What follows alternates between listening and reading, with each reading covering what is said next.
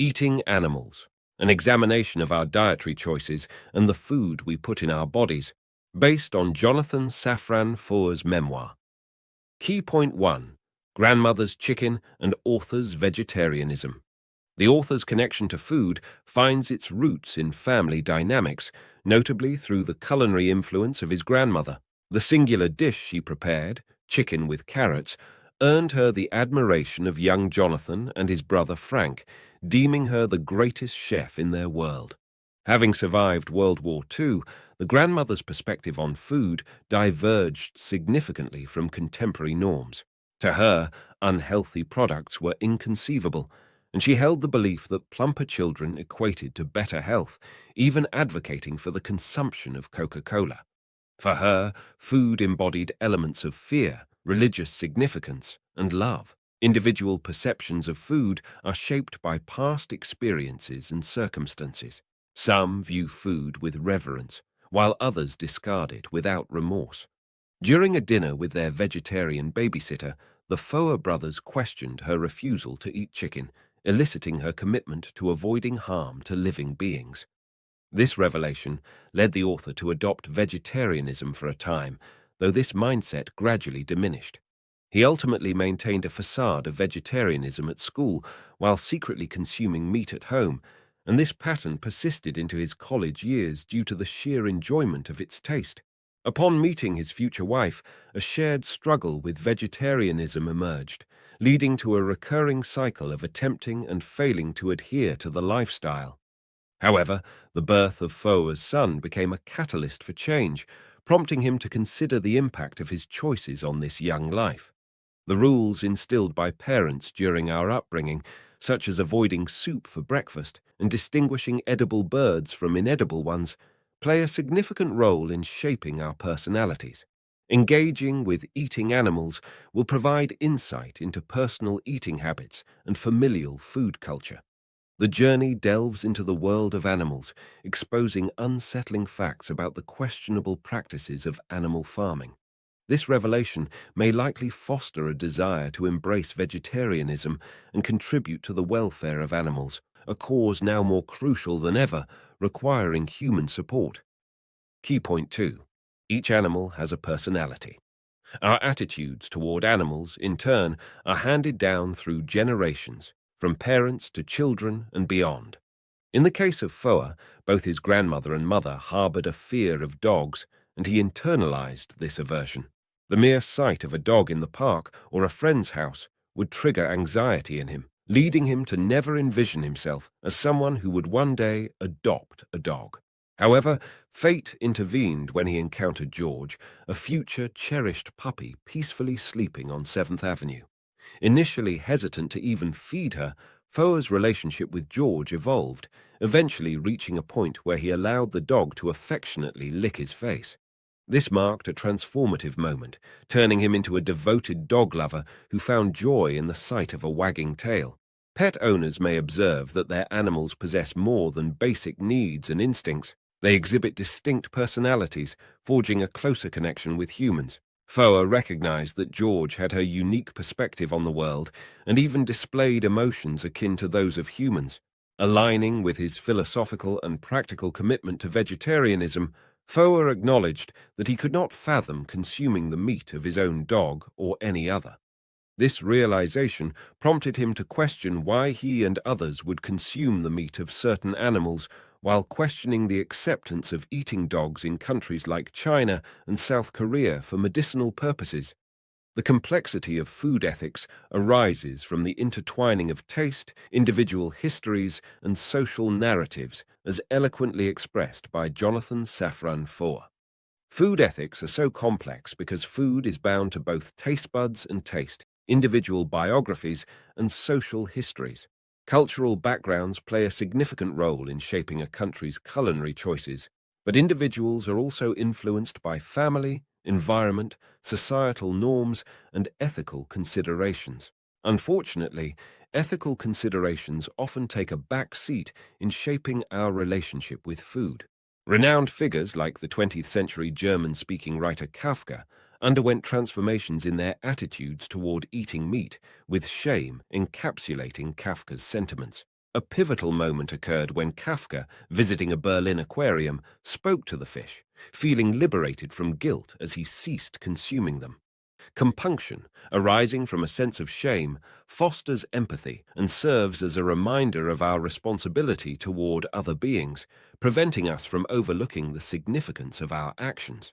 In Kafka's case, the fish symbolized forgetfulness, as marine creatures are often overshadowed by farm animals in discussions about saving lives. Key point 3. Meat production research. The impetus for delving into meat production research often arises from the probing inquiries of children, whose straightforwardness can elicit discomfort in parents grappling with how to respond. Faced with uncomfortable questions, adults must provide reasonable answers that neither confuse their children nor cast them as morally deficient parents. Children's inquiries, often commencing with the ubiquitous why, can touch upon the intricacies of meat consumption, posing queries such as, why do we eat chicken, but not dogs? In the eyes of a child, the distinction between chicken and dog may seem negligible. They are both sentient beings capable of experiencing pain and presumably harboring a desire not to be consumed. Navigating such questions without casting oneself as callous becomes a paramount concern. Motivated by this parental dilemma, Foer embarked on a quest for comprehensive information, seeking to alleviate shame and cultivate a more empathetic and enlightened perspective in his child. In attempting to elucidate aspects of our culture surrounding the consumption of animals, Foer recognized the necessity of demarcating the line between animals and humans. The challenge lies in deciphering the emotions of animals, relying solely on our human experience to speculate on their perceptions of various situations. For instance, pondering the scenario of leaving a cat alone with ample food and water for a week prompts contemplation about whether the feline will experience loneliness in the absence of its human companion. Improving our treatment of animals necessitates viewing them through a lens that recognizes their intrinsic value akin to human beings, reframing the conventional perspective. The exploration of our food supply chain often invokes the term cruelty, particularly when investigating practices such as bycatch in fishing. The ostensibly accidental entrapment of marine creatures in fishing nets is, in reality, a consequence of deliberate net placement designed to ensnare a greater number of sea dwellers. Shockingly, the pursuit of 1 pound of trawled shrimp results in the sacrifice of 26 pounds of other marine creatures. Regrettably, these 26 pounds are discarded without utilization for sustenance or any other purpose. Contemplating a plate of 5 shrimp, the author was compelled to acknowledge the multitude of lives lost in the process of catching and serving those shrimp. A noteworthy term, bycatch, encapsulates the phenomenon wherein individuals disregard the experiential similarities between animals and humans, underscoring the importance of recognizing and acknowledging these shared aspects. Key point 4. Penetrating the secrets held within a farm. Under the cover of darkness, Jonathan Safran Foer, accompanied by an anonymous animal activist identified as C, surreptitiously entered a turkey farm. Initially, the avian residents appeared content, bathed in the glow of artificial light within the barracks. However, the idyllic facade shattered as Foer observed numerous deceased turkeys strewn alongside the living ones, bearing scars, wounds, and signs of exhaustion. Witnessing C compassionately sever the neck of a dying turkey to spare it further agony, Foer grasped the harsh reality concealed within the seemingly tranquil farm. C, a former worker at a poultry plant responsible for dispatching animals that survived mechanical throat slitting, recounted her initial shock at the deplorable conditions in which chickens existed, confined in cramped cages with no opportunity to roam beyond the barracks. In her eyes, death emerged as a liberating escape from a life marred by torment. The roots of this distressing revelation trace back to the coevolutionary process of domestication, a survival alliance formed between humans and certain animal species. Our ancestors, facing the challenges of a harsh wildlife existence, offered care and safety in exchange for essentials such as milk, eggs, and meat. Initially, this symbiotic relationship allowed animals to live longer under human care than in the unforgiving wilderness. However, as time progressed, this equilibrium was disrupted. The advent of farming, coupled with population growth, spurred a profit-driven shift toward efficient meat production with minimal feed input. This transformation, exemplified by the selective breeding of larger chickens known as broilers, truncated the bird's life cycle from years to a mere 6 weeks. The genetic manipulation of chickens in 1946 resulted in a 65% increase in weight, albeit at the cost of diminished strength, necessitating the administration of drugs to maintain semblances of health. In essence, the diverse tapestry of biodiversity was supplanted by genetic uniformity, reducing animals to mere commodities, stripped of individuality and relegated to the role of food production in the pursuit of cost-effectiveness. The trajectory of growing animals for food mirrors a capitalistic economic system that prioritizes profit over the intrinsic worth of individual personalities, perpetuating a paradigm where animals are commodified for the sake of economic efficiency. Key point 5. The danger of pandemics stemming from farming. The substandard conditions in which chickens are reared by business owners pose a significant threat to their health. Frequently contaminated with bacteria like salmonella and rendered fragile to the point where their bodies struggle to fend off even minor infections, chickens are not afforded the necessary improvements in their treatment. Instead of addressing their well-being, they are subjected to the routine administration of various drugs, particularly antibiotics. While the use of antibiotics would be justified in cases of infection, wherein the medication is administered to combat a disease-afflicted animal, farmers routinely feed antibiotics to chickens prophylactically, giving drugs to animals not yet afflicted by any illness. This practice raises a crucial question. What are the repercussions? Disease prevention is a commendable objective, akin to safeguarding oneself from the cold through the consumption of vitamins and warm tea. However, attempting to forestall viral or bacterial infections through indiscriminate drug use can exacerbate the situation. The rise of drug-resistant bacteria and viruses is a well-documented consequence. When an individual or animal takes medication to combat an illness, most germs succumb to the treatment. However, a resilient few survive and adapt, developing resistance to the drugs previously administered. Consequently, when encountering the same illness again, the same medication becomes ineffective. The challenge lies in the finite ability of scientists to continuously develop new antibiotics, leaving us vulnerable until novel drugs that target germs without harming human organisms are discovered. Even for those who do not directly consume antibiotics as preventive measures when not ill, the consumption of farmed animal meat introduces antibiotics into their system. This poses a widespread threat to millions of people as germs undergo mutations, rendering them impervious to the majority of available medications. A poignant illustration is the H1N1 pandemic, commonly known as the swine flu, which originated from a pig farm in North Carolina in 2009 and 2010. Scientists investigating the outbreak were astounded to find that this strain amalgamated genes from pig, human, and bird viruses, contributing to a year-long pandemic due to the complexity of the pathogen people had to contend with. The use of antibiotics as a preemptive measure against bacteria is not only ineffective, but also raises serious health concerns. Key point 6. Cruelty and commitment to vegetarianism.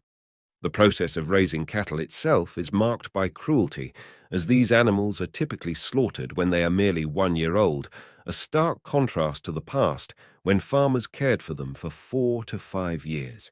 Temple Grandin, an American scientist, unearthed a disturbing reality about slaughterhouses.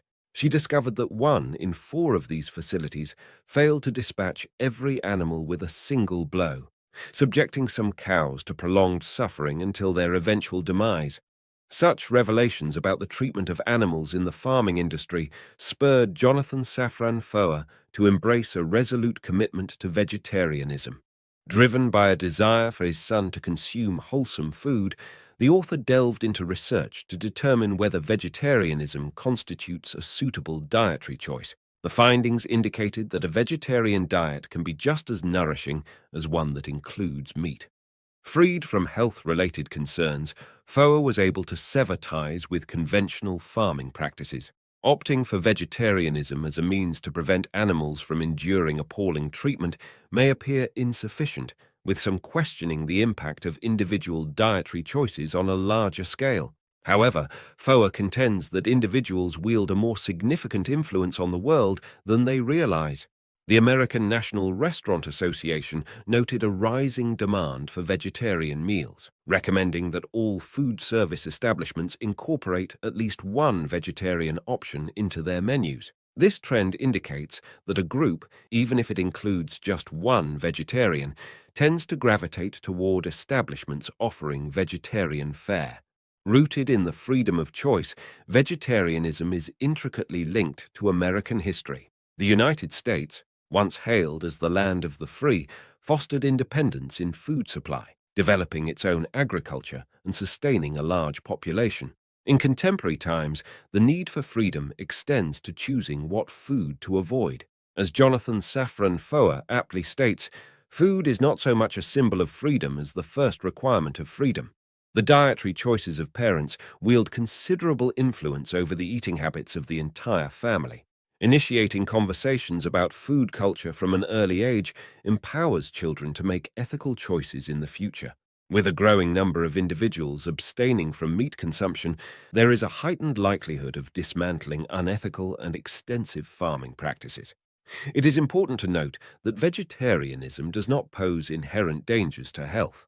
However, individuals contemplating this dietary shift should consult with a physician who can guide them toward a healthy and safe path to abstaining from meat consumption. In conclusion, adopting a vegetarian lifestyle presents a formidable challenge, requiring individuals to break away from food customs entrenched over centuries. It's probable that your family members are accustomed to consuming meat, with traditional dishes like Thanksgiving turkey and barbecue picnic veal being the norm. Transitioning into a person who avoids meat consumption may parallel the struggles of quitting smoking, a process often marked by repeated attempts. Jonathan Safran Foer, much like individuals attempting to quit smoking, experienced fluctuations between vegetarianism and meat consumption over the course of his life. Despite the challenges, the message is clear. It is always better to try than to abandon the endeavor from the outset. Eating animals doesn't explicitly enumerate the benefits of vegetarianism. Instead, it provides a vivid portrayal of the farming culture, serving as a catalyst for contemplating vegetarian alternatives to meat products. The harsh treatment of birds and cattle by modern farmers is difficult to accept, prompting a disheartening realization about the ethics of our food choices. However, as argued by Foer, individuals have the power to effect change. With an increasing number of vegetarians globally, more restaurants and supermarkets are incorporating vegetarian options, signifying a positive shift. If this book has inspired you to consider vegetarianism, don't be daunted by the challenges of adopting new eating habits. Even a reduction in meat consumption contributes to positive change, as the more people distance themselves from meat production, the less viable it becomes. Consider the following. Engage with your family members about their eating habits and attitudes toward food, as this can offer insights into culture and life choices. Introduce more vegetarian options into your diet, such as salads, nuts, fruits, and seeds. Monitor your well-being. Increased energy levels are likely due to the vitamins present in these meals. Visit an animal shelter and inquire about ways to contribute. They often seek assistance with food, hay, building materials, and financial support. Choose an option that aligns with your capacity to aid our furry and feathery companions.